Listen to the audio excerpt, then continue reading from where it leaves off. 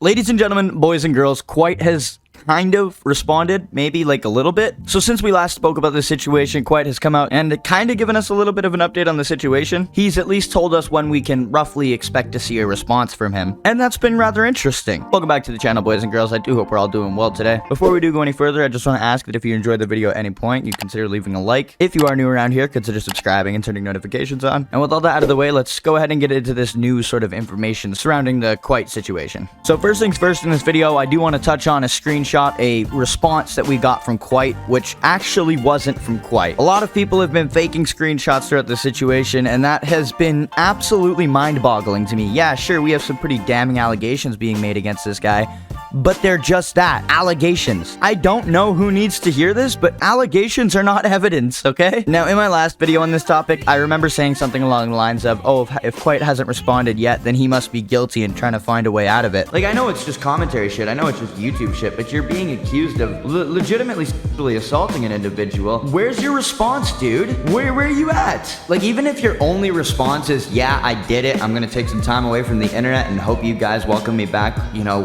whenever I decide to come back, like most people that get accused of this kind of shit do. Even if that's your only response, like, where is it? You know what I mean? It doesn't take this long for somebody to respond to a situation like this, unless they're trying to prepare for some, like, snaky loophole way out of it. Now, I've already retracted that statement publicly over on Twitter, because in hindsight, I kind of feel like an idiot, a bit of an impulsive idiot for saying that. I didn't really put much thought into what I was saying in that video, apparently, so I retract that statement on Twitter and now in a video as well. I think that that's a stupid perspective to have on the situation. It is thinking about the situation as guilty before proven innocent. And yeah, I want to apologize publicly for contributing to that issue. So anyways, now earlier on in the video, I showed you guys a screenshot that was actually faked. I don't know why somebody would do that. I don't know why that's been happening so frequently since this situation came out. I guess part of me can understand it, considering the trend that we've been seeing with large creators, especially in the commentary community over the past few months. Typically, when a situation like this happens and a creator says they'll respond in a few days, they either ghost the internet entirely as more and more evidence comes to light before they get the chance to respond, or they just respond and tell us that they did everything and that they're going to be taking some time away from the internet. So like I said, I guess I can kind of understand why people are running in the direction that they are with the allegations that have been made, but we also have to keep in mind the core fundamentals of situations like this, and that's innocent until proven guilty. And so far, we've seen absolutely nothing that has any solid evidence to back it up. And so it's for that reason that I'm just kind of baffled by the community's reaction to this. Like, this is a human being, dude. Imagine you're in that position, right? Somebody comes out and makes a viral tweet about you about the fact that you fucking raped them, only it's not true, and now you have to spend the next fucking week of your life trying to prove the fact that you didn't do this. Like, that would be a really messed up situation to be in, man. I'm not saying that that's what's happening here. I'm not saying Kwite's innocent or guilty in this situation, because we don't know. None of us know. But this screenshot on right now that says, "At everyone, I'm going to apologize eventually on YouTube and such, but to those of you here, I wanted to say I'm sorry for my actions in the," and I assume that that's meant to go on to say in the past or whatever it actually goes on to say, but this is not a real screenshot, at least from everything I've seen and heard on the situation so far. Honestly, dude, the community's reaction to this whole situation has been really interesting. Like I said, it's not like the community has absolutely no reason to be running in the direction they are with the allegations that have been provided, because they definitely do. History does tend to repeat itself. But at the same time, again,